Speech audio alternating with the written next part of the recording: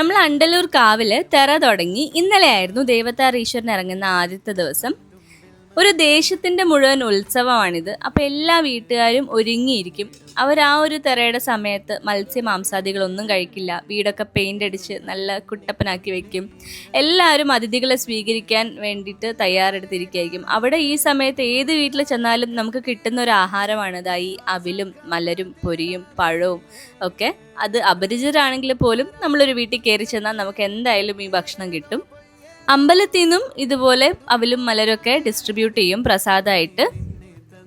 ഇതുപോലെ വേറൊരു തിരക്കോ വേറൊരു ഉത്സവത്തിനോ നമ്മൾ കാണില്ല. ഏത് വീട്ടിൽ കയറി ചെന്നാലും നമുക്കിത് കിട്ടും. അതേപോലെ തന്നെ എല്ലാ വീടും ഈ ഒരു ഉത്സവത്തിന് തിരക്ക് വേണ്ടിയിട്ട് ഒരുങ്ങിയിരിക്കുന്നുണ്ടാവും. മറ്റ് എവിടെയും ഇല്ലാത്തൊരു പ്രത്യേകതയാണിത്.